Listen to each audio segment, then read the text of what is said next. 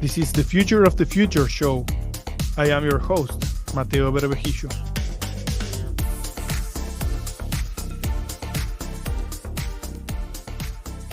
What is magic? Is it an art, a performance, a show? How do we feel about it and why? What is a magician? And most importantly, who is a magician? How does a person become a magician and why? This is the story of Daniel Kay, a talented magician from the small and remote country of Uruguay, and the only Uruguayan magician who made it to the historic Hollywood Magic Castle. How do you go from small performances for your family in a remote 3 million people country to Hollywood? Well, stay tuned and enjoy the ride. Daniel, thank you so much for being here. It's a pleasure. Thanks for inviting me. Daniel, let's get started with the very basics. What do you do today for a living? I work in corporate events. I perform shows, and I did talks for corporate things about my magic. I try to um, express my way to things in magic and how to connect with the corporate events. I love it. And so there are skills that maybe a magician has and that involved in magic that translate very well to business. And we will get to that in a moment. Um, how will you define magic? What is magic? First of all, I think that magic is a way of art is an art for me. Um, I know that I perform entertain things. I go to parties to perform my show, but I try always to put some art in my magic because I think that people has to feel um, a- um, another things more than only entertain. I don't know if you understand. First of all, Right. sorry for my English. Um, I always try to do the magic in the most artistic way I can. Um, but first of all, I think that magic is a way to connect with the audience. It's a way to communicate, not only surprise, connect with emotion, with joy. Try to get the kids that always has inside, Right. and Right. I think that magic is try to connect with our childhood. Yeah, I've experienced that myself. I went to a few of your shows. I brought my kids. I had an amazing time. My kids are like watching. I'm also watching, and you do a lot of that, right? Because you studied theater, you studied communications, you have a lot of that background, and that translates into an amazing experience where my feeling when I go to your shows, I get lost in the moment. I'm not I'm not trying to just think, oh, how is he doing blah blah blah, right? Which is part of our Yes, an adult. there are two kinds of audience. One that want to enjoy and don't care about the trick, and the other that want to know the trick. And for me, it's okay if they want to try to catch the trick. It's okay. It's a way to create fans in magic. But for me, I love when I saw the audience that try to catch the trick and then they surround and enjoy the show. This is the when I saw them, they are there, and then this is the most beautiful things that I feel with the audience. Is that what you like the most about magic? That connection with people, and when they let go and just surrender to the experience? The most that I like is try to connect. Uh, I enjoy so much when I perform, and I try to bring them all my joy performing magic. And when I feel the connection with the audience, is the best for me. When I so they are amazed or they are having fun. Um for me, it's the most important. I can do it every day, and I can do it for free. It's one of my one of the job that I if I do another thing to get money, I can do it this for free. You know, Yeah, I enjoy so much my work. I love that. What is your story? How did you get started from from when you were a kid? How young were you when you first started like doing tricks? Were you like a 5-year-old kid like trying to do stuff with cards? When did this start? In my case, I started at when I was 8 years old. My father is an amateur magician, and they know only two or three little tricks. They show me the tricks, and I love that. And they show me how to do the trick, and I was amazed for the secret at the beginning. I love magic for the secret. I can believe that I can't see the the trick, and when they explain to me, it's so easy. But then I realized that this is not so easy. But at the beginning, I love the secret of the magic. Then, fortunately, I know that found that the secret is not the most important, and the most important for me is the connect with the people.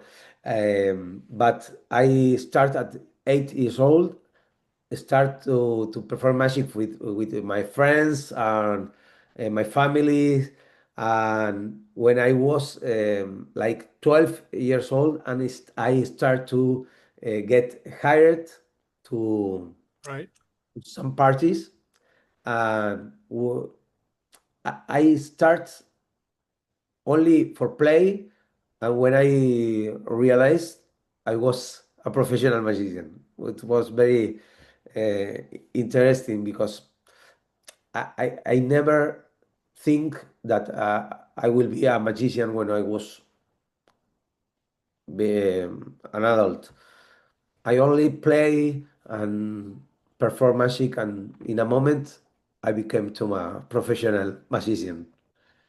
It's amazing because yeah, it's if you started, getting invited to parties and even getting paid like at 12 years old, you were on that path, right? It's like you say, you were not thinking like, oh, what am I going to be when I grow up? Maybe I can be a magician. You were a magician already, and it was happening. It was the reality that you were experiencing in that amazing way of very young kids or adolescents where it's like a mixture of play and performance and art and everything, but you're still not thinking too much about it, and maybe that's the great part about it, right? You were not overthinking anything.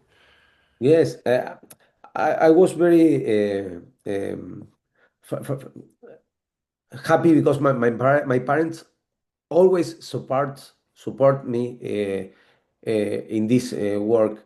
They, I think that they saw that I perform it with passion, and I take care in all the things, not only perform magic because if I try to uh, get a way to the people to hire to me, and Right. I build a card, and then I print copies and put on the walls on my neighbor, hire a magician. They saw that I really care my magic like a profession, and I think that the secret was that I love so much magic, I love so much perform, and always try to get a way step by step to get more Better. professional. day by better. Yes, day by day. So, so how did you eventually get to Hollywood? Uh, Tell me more about the story of what happened that eventually led you to being able to perform there at the Magic Castle. I know it's a huge thing, right? Yeah. Invitation only. The audience itself is invitation only, and it's like top class, So right? How yes, did that yes, happen? yes. I can't believe it. I don't know. I maybe they by mistake they hired to me. Well, it was very nice. Always when I was a kid, I saw the Magic Castle and all the magicians that talk about Magic Castle. And first, I want to. I would like to go to the Magic Castle only for watch. I Right, even imagine to work or perform there. At the age of 14, I went to my first magic convention in Argentina, only for watch and try to learn. And I hear about the Magic Castle, and I proposed to work there one day. And when I was 24 years old, I pay a ticket for visit the Magic Castle because a friend of mine from Argentina, they they they had to perform their like Argentinian week at the Magic Castle. right. And I saw, I talk with them, and I want to go to see the shows. But a friend of mine write type to Magic Castle and say, Daniel K from Uruguay, it's a good magician, a younger magician, and want to go to see the shows. And the other people from Magic Castle say it's good because we have one uh, little theater for him, and he say yes, it's very good, and they had to me, and I received an email from Magic Castle. You are hired to perform to the Magic Castle. I call with my friend.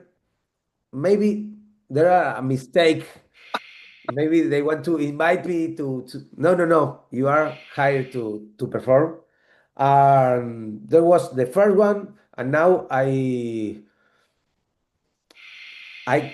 go year by year at the Magic Castle, hired to the Magic Castle, and it's very nice. It's the best place to perform magic because the people want to see good magic. Right. Uh, every week there are different kind of magicians from all the world, and it's very private events, and it's very nice to work with her. And they all were smoking, and it's like super. Yes, yes, there are dress code for go.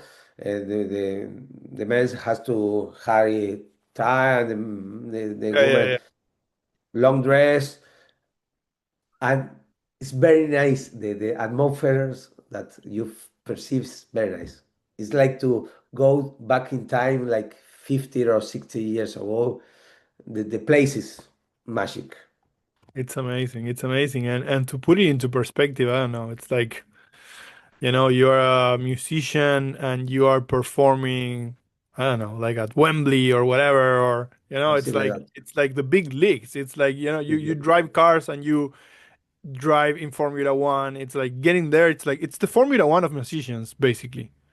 Because yes, because most of the audience um, are professional musician, and I have lucky to perform my magic to the magician that I admire, Right. or I perform my way to perform a classic trick, and the people that invent the trick was There.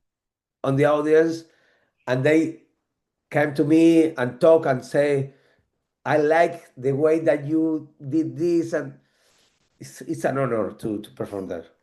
It's very That nice. that is some cool stuff. I love that. So what are the skills? I can think of a million skills that you need to do what you do, right? I mean, you have to be skilled in the, skillful with your hands, skillful as an actor, skillful in terms of not getting nervous, right? Because you are in front of all Yes, that yes. people, and if you get nervous, one mistake is going to, tell the secret away. um you're good with people. Tell me about that. What are some of, the most important skills that to you make a difference with a great musician and a not great one? For me, the most important skill is um, learning how to communicate with the audience and to connect with them.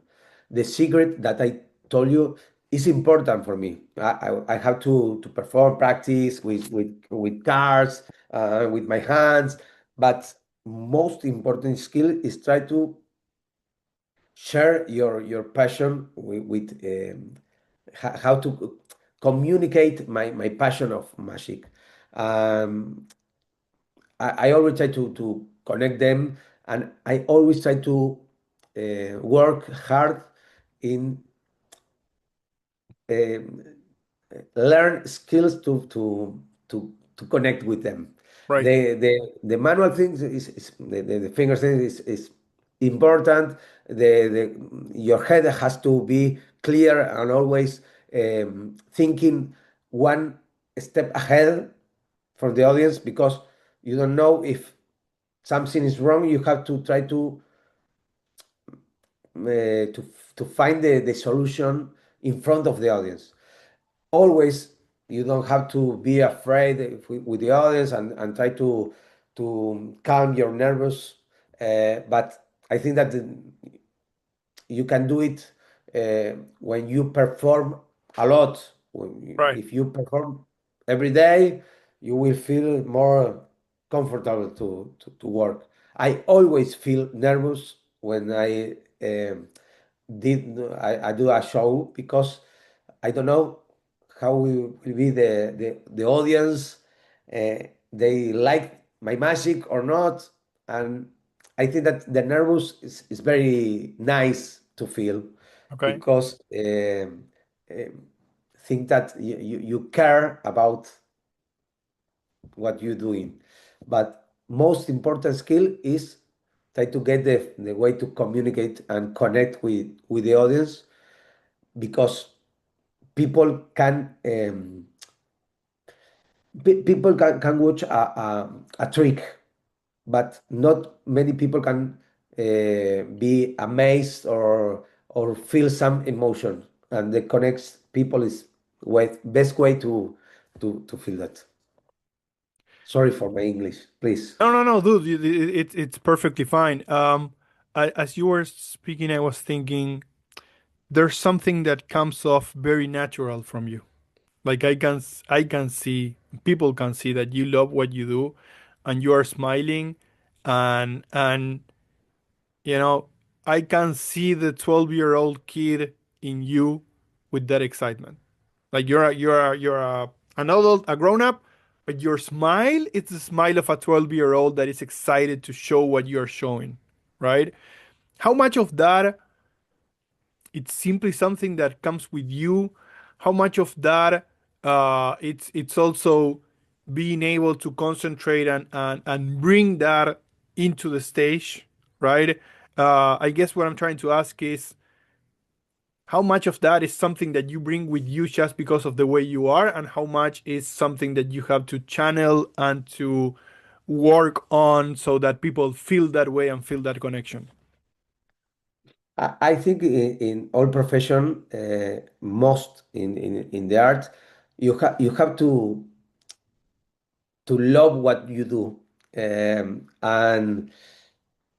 in my case, I be in love with magic when I was a child, and I think that is most easy for me to get people enjoy my show, because they feel. that I love so much what I am doing. Then I had to practice and I tried to learn day by day and always try to catch the new things to bring to my show because like all art has to get to evolution uh, day by day. Um, but I, I think that when I perform magic, I am the same people that I do in real life, Right, but with more potential. You know, right, when I put on a stage, I can get all my personality shine. right, Um, right. but I don't know. I think that is that the reason is because you love so much what you do, and people can note the difference if saw another magician that perform magic for your for living, for get Yeah, money, you know. yeah, yeah, yeah. Completely. Do you ever stop learning? I mean, you just gave me the answer. You don't, but so I'm going to change the question. How do you keep up to date? How much are you learning? How much are you inventing? During is it periods of time? Is it always a number of hours during the week?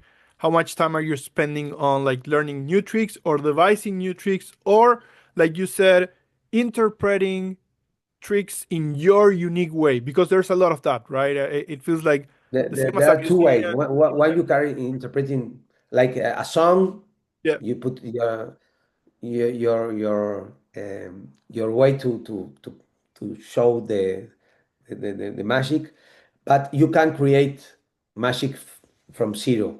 But always you have to read old books or show a magician that because sometimes you think that you invent. When I was younger, I think I invent this. No, no. 200 years ago, a magician did. You have to learn because it's easier to invent things if you don't study. I love so much to create uh, uh, presentation of my magic.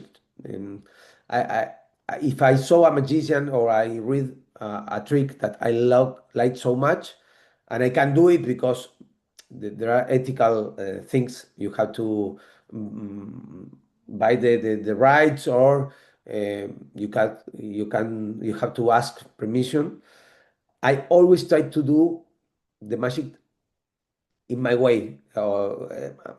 I try to create new presentation or a new method to do it because it's other thing that I feel that the audience can feel um, when something is genuine or it's a fake a copy.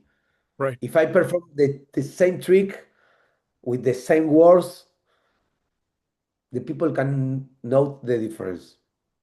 right, Maybe today is more difficult to get the difference between the genuine with the fake. I don't know, um, the deep fake or right, fake news. It's very difficult to get. But I think that in an art, when you show something, people can note the difference between the genuine with the copy. So I always try to study a lot, not only magic. I try to study another things. I like movies or music, or I like to study way to communicate. yeah. Uh, I don't know speakers and try to catch and bring to my shows. I love that. You work with a lot of companies, teaching crossover skills for the corporate world. What are some of the skills that you think, magicians have that translate very well to the business environment? It's a nice question. First of all, I think that creativity, magician has a lot of way to get new things with small things. So the creativity is a good skill that we can show to the corporate to the business people. Um, we know how to create a memorable experience. Right, um, right. we learn how to people get amazed, and something the clients have to be amazed with the products or the service, and we have skills and techniques to do it. Problem solving, we always be in alert. The magician who work with audience alive have to think, like I said before, one or two step Mm. further, because the spectator maybe think a number between one and five, and I want to the audience say three, and they say four. I have to think how to do it, how I do a new trick about that, something like that. Um, we learning about mistakes. I love so much when something is wrong in my show, because I most I can solve the problem in front of the audience, and the audience can note, don't see the the mistakes. Right. Sometimes they saw the mistakes, but I try to to show my love about my magic, and people forget a mistake. Don't forget. They believe it's part of Sorry, the show. They in believe Spanish, like it's part of the show. perdonar in English is Forgive, forgive. yes. People can forgive a mistake. Don't forgive that the show is boring. So Right. if something is wrong, but you try to communicate and um, show your love about, they can forgive. So I think that magician can solve problem solving, learning about mistakes, and again connecting with people. And I think that there are a lot of tools that the machine can bring to the corporate things. Yeah. Uh, It's it's amazing because you are an entrepreneur and you are a businessman and you were a businessman already at 12 years old when you were creating those cards and where you were printing stuff and putting it for your neighbors and everything, and that's what your parents saw, right? They realized that you were serious about it and you were thinking like a businessman about it, right? And that's so basically you have been in business since you were 12 years old, man. It's Amazing. amazing. It's Yes. amazing. Um, is there any time where you are just, yeah, I don't want to think about magic. I'm going to just think about something else. What do you do when you are not working or where you want to just do something else? Does that ever happen? Uh, yes. O sea, when I'm not performing magic, I have two kids. I enjoy so much to spend the time with them. I play a lot. I love to play a lot with them or with my friends. Um, I know I am a 24 a day magician, because I am thinking about magic, how to maybe I have a problem to solve, and I was always thinking how to solve the problem. Uh, but because it's not only my work, the magic is um, my hobby too. Right. I, Right. I go to the beach and I go with a magic book because I love to spend time with Yeah. magic. But I go to the cinema. I love so much go to concerts. I do a lot of things to show you. Very good. Daniel, this has been an amazing conversation. Thank you so much for taking the time. I know you're super busy, and I hope that we can stay in touch and do this again in the future. Thanks for the interview, Mateo, and thanks for everyone. I hope you understand my English. If not, you can Google how to talk in Uruguayan English way. Very good.